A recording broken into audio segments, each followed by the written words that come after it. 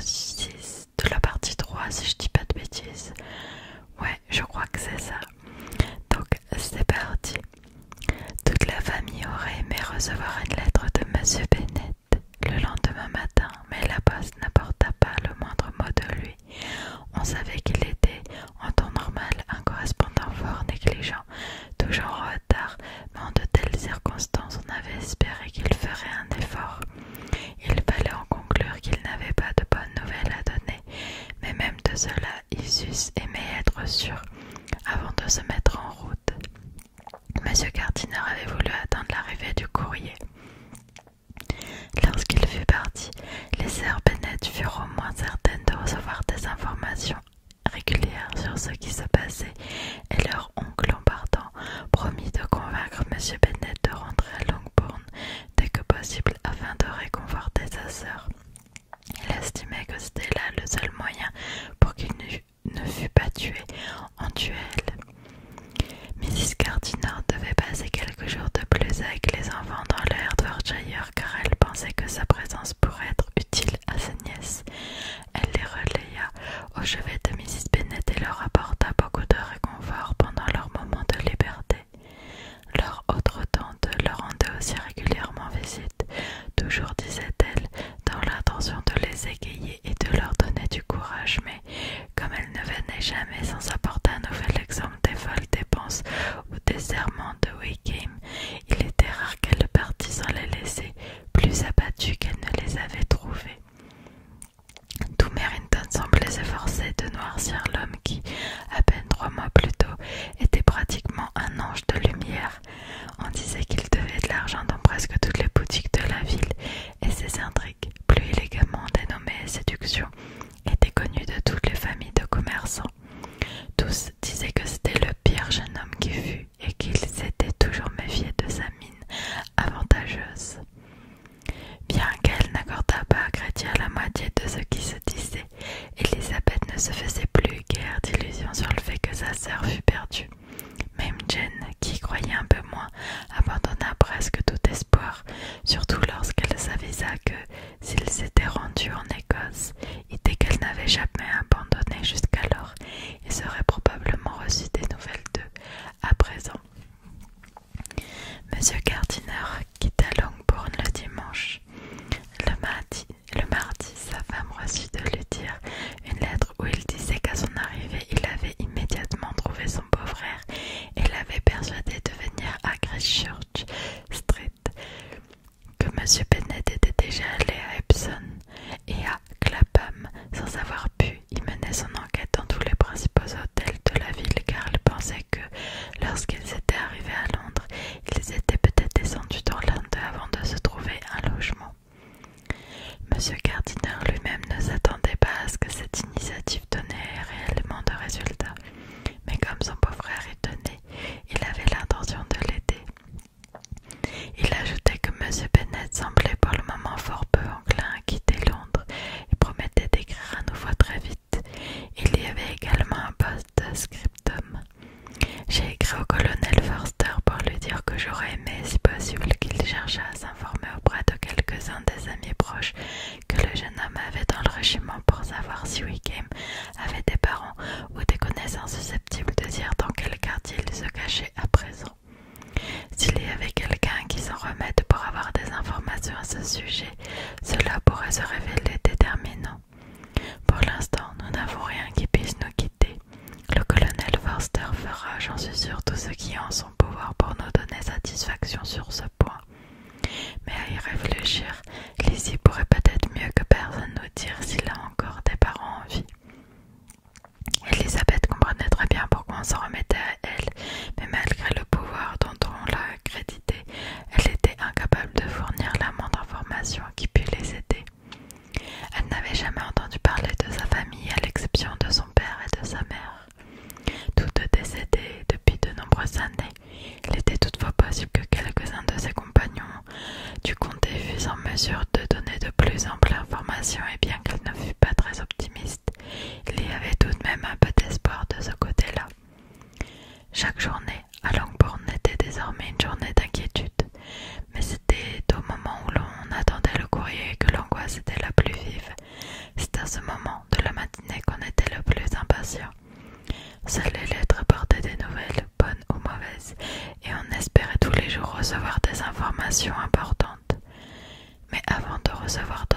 considération de M. Gardiner. Ils reçurent une lettre d'une autre provenance. Elle émanait de M. Collins et était destinée à leur père. Comme Jane avait eu l'ordre en son absence de décacheter tout ce qui arrivait pour lui, elle l'a lu. Elisabeth, qui savait que les lettres de M. Collins n'allaient jamais sans bizarrerie, regarda par-dessus son épaule afin de la lire en même temps qu'elle. Elle disait ceci. « Mon cher monsieur, je sens qu'il est temps de mon devoir, en raison de notre lien de parenté et de ma situation, de vous témoigner toute ma sympathie pour la douloureuse affliction où vous vous trouvez à présent, et dont nous avons été informés hier par une lettre envoyée du Hertfordshire. Soyez assuré, mon cher monsieur, que la pensée de Mrs. Collins et la mienne sont auprès de vous et de toute votre respectable famille dans la situation qui est présentement la vôtre et qui doit être des plus difficiles à vivre puisqu'elle trouve son origine dans une faute que le temps ne saurait effacer. Vous pouvez être sûr que j'userai de tous les arguments pour tâcher d'alléger un si dur malheur ou pour vous consoler dans ces circonstances qui doivent être tout à fait éprouvantes pour un père et une mère. Comparé à pareille situation, la mort de votre fille eût été une bénédiction. Et il y a d'autant plus de motifs de se lamenter que, comme ma chère Charlotte me l'apprend, le comportement licencieux de votre fille est sans doute la conséquence d'une indulgence excessive, même si, en même temps, pour votre consolation, à Mrs. Bennet et à vous, j'aurais tendance à croire que c'est son caractère qui est foncièrement mauvais, sans quoi elle n'aurait jamais pu, si jeune, se rendre coupable d'une pareille énormité. Quoi qu'il en soit, vous êtes vraiment à plaindre, et sur ce point, Mrs. Collins, tout comme Lady Catherine et sa fille, à qui j'ai raconté l'affaire, sont du même avis. Elles craignent comme moi que le faux pas de votre fille ne nuise à toutes ses sœurs, car ainsi que Lady Catherine condescend à vous le dire elle-même, quelle est la personne qui voudra nouer des liens avec une telle famille?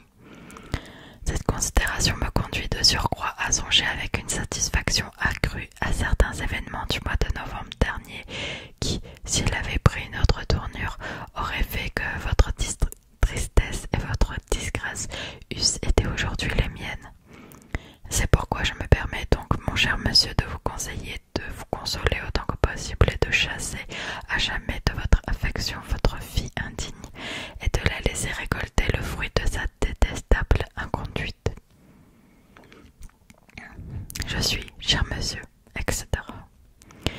Monsieur Gardiner n'écrivit pas avant d'avoir reçu une réponse du colonel Forster et ce ne fut pas pour donner de bonnes nouvelles. On ne connaissait à Wickham aucun parole avec lesquels il fût resté en contact, et il était certain qu'il n'y avait personne de sa famille proche qu'il fût encore en vie. Ses anciennes connaissances étaient nombreuses, mais depuis qu'il s'était enrôlé dans la milice, il ne semblait pas qu'il fût encore particulièrement lié à elle. Il n'y avait donc personne vers qui se tourner pour obtenir des renseignements. Et l'état catastrophique de ses finances constituait pour lui une très sérieuse raison de se montrer discret, sans parler de la crainte qu'il avait d'être découvert par la famille de Lydia, car on venait juste d'apprendre qu'il avait laissé derrière lui des dettes de jeu d'un montant considérable. Le colonel Forster pensait qu'il faudrait plus d'un millier de livres pour couvrir ses dépenses à Brighton. Il devait de fortes sommes aux commerçants de la ville, mais s'était endetté sur l'honneur de manière plus impressionnante encore. M. Gardiner n'essaya pas de cacher ces détails à la famille de Longbourn, et c'est avec horreur que Jane les apprit. « Un joueur !» s'écria-t-elle. « Il ne manquait plus que cela. Je ne m'en étais jamais douté. » M. Gardiner ajoutait dans sa lettre qu'elle pouvait s'attendre à voir leur père rentrer chez lui le lendemain, c'est-à-dire le samedi. Abattu par l'échec de toute leur entreprise, il avait cédé aux instances de son beau-frère qui désirait le voir retourner parmi les siens et lui laisser le soin d'agir et de profiter au mieux des circonstances qui se présenteraient pour que leur recherche évolue favorablement. Lorsque Mrs. Bennet eut vent de ces nouvelles, elle se montra moins satisfaite que ses enfants ne l'avaient prévu après qu'elle s'était tant inquiétée pour la vie de son mari. « Quoi ? Il rentre à la maison sans la pauvre Lydia » s'écria-t-elle. « Impossible qu'il quitte Londres sans les avoir trouvés. Qui va donc se battre contre Wickham s'obliger à l'épouser s'il s'en va. Tandis que Mrs. Gardiner exprimait le vœu de rentrer chez elle, on décida qu'elle irait à Londres avec ses enfants au moment même où M. Bennet en reviendrait. Le cocher fit donc avec eux la première étape de leur voyage, puis ramena son maître à Longbourn. Mrs. Gardiner partit sans en savoir plus au sujet d'Elizabeth et de son amie du Derbyshire que lorsqu'elle avait quitté cette région. À dessein, sa nièce n'avait jamais mentionné son nom devant eux, et les vagues espoirs de Mrs. Gardiner, qui pensait que peut-être une lettre de lui parviendrait à Longbourn, étaient restés vains. Depuis son retour, Elizabeth n'avait rien reçu qui fût susceptible de venir de Pemberley. L'abattement dans lequel se trouvait la famille balayait tout autre motif de tristesse. On ne pouvait donc tirer de là aucune conclusion, bien qu'Elizabeth, qui savait désormais à quoi s'en tenir sur ses propres sentiments, fût parfaitement consciente que si elle n'avait jamais rien su de Darcy, elle aurait un peu mieux supporté le fardeau que constituait le déshonneur de Lydia. Cela lui aurait épargné, pensait-elle, une ou deux nuits d'insomnie. Comme M. Bennet arriva, il semblait être devenu philosophe. Il se montra aussi peu loquace que de coutume, n'évoqua pas ce qui l'avait éloigné de la maison, et il fallut un certain temps avant que ses filles trouvent le courage d'en parler.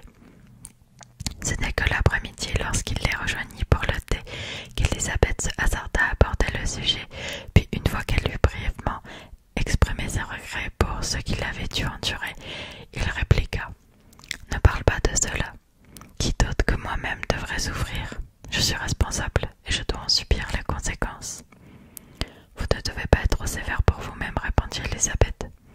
Tu fais bien de me mettre en garde contre pareil excès. La nature humaine y est tellement encline. Non, Lizzie, laisse-moi une fois dans ma vie me dire à quel point j'ai eu tort. Je n'ai pas peur que cette impression m'accable. Elle passera vite. Pensez-vous qu'il soit à Londres? Oui, où pourrait-il se cacher aussi bien? Lydia voulait se rendre à Londres, ajouta Kitty. La voilà donc satisfaite, dit sèchement son père, et elle y restera probablement quelque temps. Puis après un court silence, il poursuivit. Lizzie, je ne t'en veux pas des conseils si avisés que tu m'avais prodigués en mai dernier et qui, au vu des événements, montrent une intelligence certaine. Ils furent interrompus par Miss Bennet qui venait chercher le thé de sa mère. Quelle mise en scène réconfortante, s'écria-t-il. Cela donne autant d'élégance au malheur. Un de ces jours, je ferai de même. Je resterai cloîtré dans ma bibliothèque, en bonnet de nuit et en robe de chambre, et je compliquerai le plus possible la vie de tout le monde. Il me suffit peut-être d'attendre que Kitty s'enfuit. Je ne vais pas m'enfuir, papa, dit Kitty d'un ton irrité. Si je devais un jour me rendre à Brighton, ça ne serait pas pour faire comme Lydia. Toi, aller à Brighton, tu n'irais pas à Eastbourne, même si l'on m'offrait 50 livres. Non, Kitty, j'ai au moins appris à être prudent, et tu en sentiras les effets. Aucun officier ne mettra plus jamais les pieds ici, et ne mettra même plus jamais les pieds dans ce village. Les bals seront absolument interdits, à moins que l'une de tes sœurs ne t'accompagne, et tu ne sortiras plus jamais. Jusqu'à ce que tu puisses prouver que tu étais en mesure de consacrer 10 minutes par jour à une occupation sensée. Kitty, qui prenait toutes ces menaces au sérieux, se mit à pleurer. « Allons, voyons, dit-il, ne te tourmente pas comme cela. Si tu te montres bien sage pendant les 10 années à venir, je t'emmènerai à une revue. » Chapitre 7. 2 jours après le retour de M. Bennet, Jane et Elizabeth se promenaient toutes deux dans le bosquet situé à l'arrière de la maison quand elles virent la gouvernante se diriger vers elles. Pensant qu'elles venaient pour les appeler auprès de leur mère, elles allèrent au-devant d'elles, mais lorsqu'elles furent près d'elle, la gouvernante, au lieu des paroles attendues, dit à Mrs. Bennet: « Je vous demande pardon de vous interrompre, mademoiselle, mais j'espérais que vous auriez de bonnes nouvelles de Londres, et j'ai donc pris la liberté de venir vous poser la question. Que voulez-vous dire, Hill? Nous n'avons aucune nouvelle de Londres. » « Chère mademoiselle, s'écria Mrs. Hill, tout étonnée, ne savez-vous pas que M. Gardiner a envoyé un messager à mon maître? Il est arrivé voici une demi-heure et il lui a remis une lettre. » Les jeunes filles se mirent à courir vers la maison.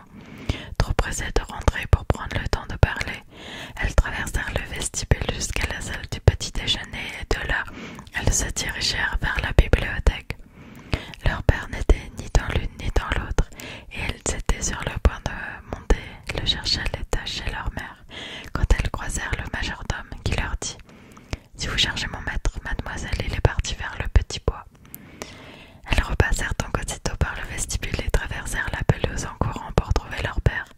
Il poursuivait tranquillement son chemin en direction d'un bouquet d'arbres qui portait à côté de l'enclos des écuries. Jane, qui était moins légère qu'Elisabeth, n'avait pas, comme elle, l'habitude de courir, se retrouva bientôt distancée, mais sa sœur, hors d'haleine, rattrapa leur père et s'écria avec impatience. « Quelles sont les nouvelles? Avez-vous reçu quelque chose de mon oncle? » « Oui, un messager a apporté une lettre de lui. Et alors, quelles sont les nouvelles? Bonnes ou mauvaises? » « Que pourrions-nous attendre de bon? » dit-il en tirant la lettre de sa poche. « Mais peut-être aimeras-tu la lire? » Sans plus attendre, Elisabeth s'en empara. Jane les rejoignit maintenant. « Lis-la à haute voix, dit leur père, car je sais à peine moi-même ce qu'elle raconte. » Christchurch Street, lundi 2 août. Mon cher frère, je suis enfin en mesure de vous envoyer quelques nouvelles de ma nièce, nouvelles qui, je l'espère, vous donneront satisfaction. Peu après votre départ samedi dernier, j'ai eu la chance de découvrir l'endroit où il se trouvait à Londres.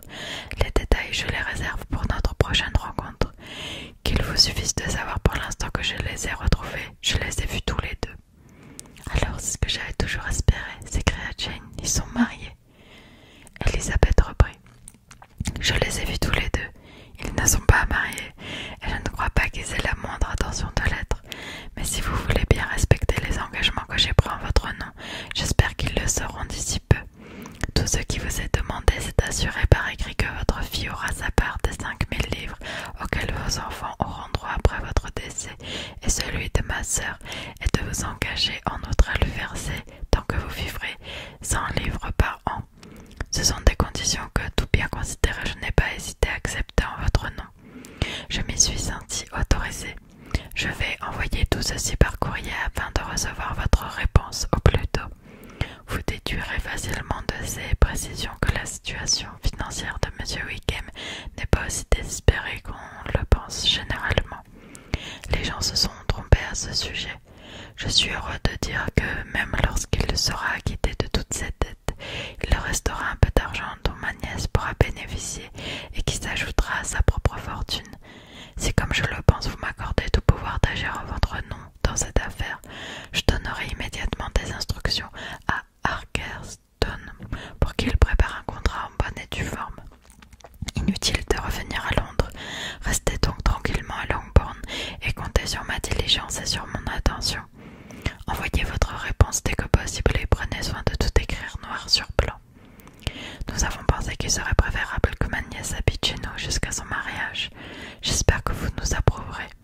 Elle vient nous voir aujourd'hui. Je vous écrirai dès qu'une autre décision sera prise. Je suis votre, etc. Edward Gardiner. Est-ce possible? S'écria Elisabeth lorsqu'elle eut terminé. Se peut-il qu'il l'épouse? Wickham n'est pas aussi indigne que tu l'imaginais, dit sa sœur. Mon cher père, j'en suis heureuse pour vous. Et vous avez répondu à la lettre? Demanda Elisabeth. Non, mais il faut le faire vite. Elle le pria instamment de ne pas perdre plus de temps.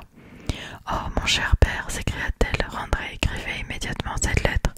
Dites-vous bien à quel point chaque instant compte dans pareil cas. Laissez-moi écrire à votre place, dit Jane, si cela vous ennuie. Cela m'ennuie beaucoup, rétorqua-t-il, mais c'est à moi de le faire. Là-dessus, il fit demi-tour avec elle et se dirigea vers la maison. Puis-je vous pose une question, dit Elisabeth. J'imagine qu'il faut accepter toutes ces conditions. Les accepter, mais j'ai honte qu'il demande si peu. Mais il faut bien qu'elle se marie, et pourtant, quel individu elle épouse là? Oui, ils doivent se marier. Il n'y a rien d'autre à faire, mais il y a deux choses que je veux absolument savoir. La première est le montant de la somme que votre oncle a dû débourser pour résoudre l'affaire, et la seconde, comment je vais faire pour rembourser cet argent. De l'argent de mon oncle, s'écria Jane. Que voulez-vous dire, papa? Je veux dire qu'aucun homme censé n'épouserait Lydia en échange d'une somme aussi ridicule que 100 livres par an de mon vivant et 50 après ma mort. C'est très vrai, dit Elisabeth, et j'aurais dû m'en aviser avant. Il devra rester encore un peu d'argent une fois ces dettes payées. Oh, cela doit être l'œuvre de mon oncle, un homme bon et généreux petite somme n'aura pas suffi à tout arranger. Effectivement, dit son père, il serait idiot de la part de Wickham de l'épouser pour moins de 10 000 livres. Cela me désolerait de le croire aussi bête, alors que nos liens commencent juste à se nouer. 10 000 livres, grand Dieu, non. Comment faire pour rembourser ne fût-ce que la moitié de cette somme? Monsieur Bennet ne répondit pas et ils reprirent en silence le chemin de la maison, chacun absorbé dans ses pensées. Leur père partit alors écrire dans la bibliothèque et les jeunes filles gagnèrent la salle du petit déjeuner. « Ils vont vraiment se marier » s'écria Elisabeth, dès qu'elles se retrouvèrent toutes les deux. « Comme c'est étrange !»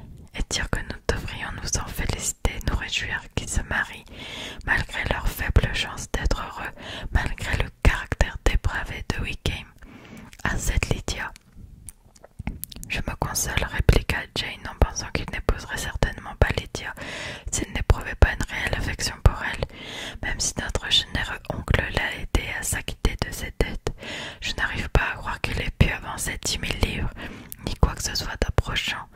Il a des enfants et il peut en avoir d'autres. Comment pourrait-il faire cadeau de 10 000 livres? Si nous apprenons un jour le montant des dettes de Wickham, dit Elisabeth, et la somme qu'il a décidé de donner à notre sœur, nous saurons exactement ce que M. Gardiner a fait pour eux, parce que Wickham n'a pas un sou en poche. Mon oncle et ma tante sont si bons que nous ne pourrons jamais leur montrer assez de reconnaissance en retour. Ils recueillent Lydia chez eux, lui offrent leur protection personnelle et leur soutien, et le sacrifice qu'ils font pour elle est tel que, même si nous leur témoignons notre reconnaissance pendant des années, cela restera insuffisant. En fait, elle doit être chez eux alors qu'il est. Si elle n'éprouve pas de remords face à pareille bonté, elle ne méritera jamais d'être heureuse. Quelle honte elle a dû ressentir en revoyant ma tante. Nous devons nous efforcer d'oublier ce qui s'est passé de part et d'autre, dit Jane. J'espère et je pense qu'ils seront heureux. Le fait qu'il consente à l'épouser prouve, je veux le croire, qu'il est revenu dans le droit chemin. Leur affection mutuelle les rapprochera et je me flatte qu'ils se mettront si tranquillement en ménage et mèneront une vie si raisonnable qu'ils feront oublier à la longue leur imprudence passée.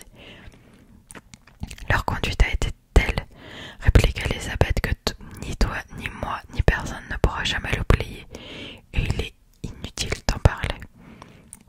À cet instant, les jeunes filles avisèrent que très probablement leur mère ignorait encore tout de ce qui s'était produit.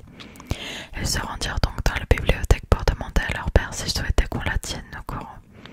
Il était en train d'écrire et sans lever la tête, il répondit froidement « Comme vous voudrez. Est-ce que nous pouvons prendre la lettre de mon oncle pour la lui lire?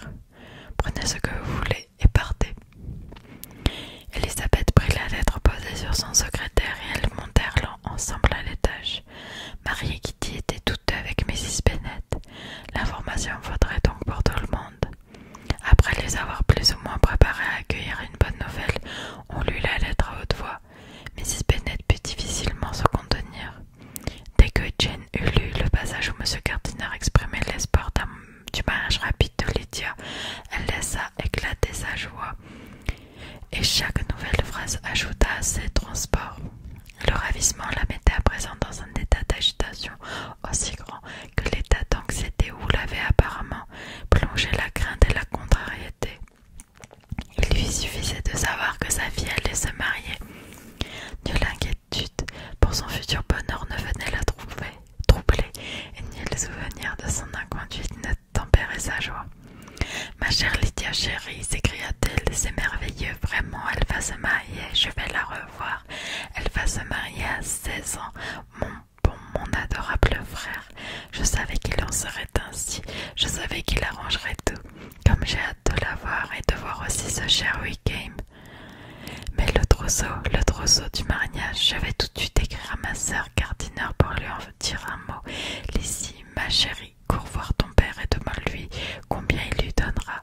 Reste, je vais y aller moi-même. Sonne Kitty pour appeler Hill. Je vais m'habiller d'ici quelques instants. Ma chérie, Lydia chérie, comme nous serons heureux tous quand nous nous reverrons. Sa fille aînée tenta d'apaiser son état d'excitation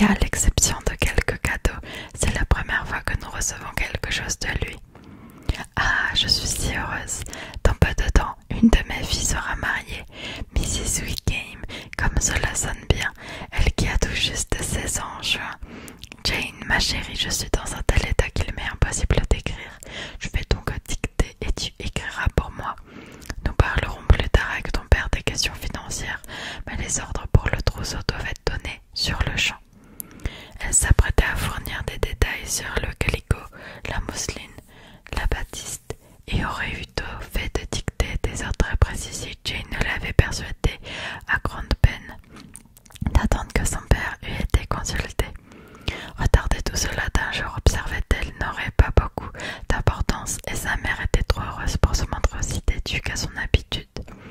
D'autres idées lui vinrent également à l'esprit. Je vais me rendre à Meryton, dit-elle, dès que je serai habillée pour faire part de ces si bonnes nouvelles à ma sœur Phillips. Et au retour, je passerai voir Lady Lucas et Mrs. Long. Kitty, à toi de faire venir la voiture. Prendre l'air me fera le plus grand bien, j'en suis sûre. Mes enfants, puis-je faire quelque chose pour vous à Meryton? Ah, voici Hill, ma chère Hill. Avez-vous appris les bonnes nouvelles? Miss Lydia va se marier. Vous aurez tout un bol de punch pour fêter l'événement le jour de la cérémonie. Mrs. Hill se mit aussitôt à exprimer sa joie.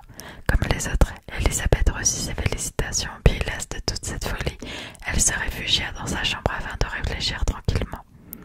Dans le meilleur des cas, la situation de la pauvre Lydia devait être assez mauvaise, mais pour éviter qu'elle ne fût pire, il importait qu'elle se montrât reconnaissante.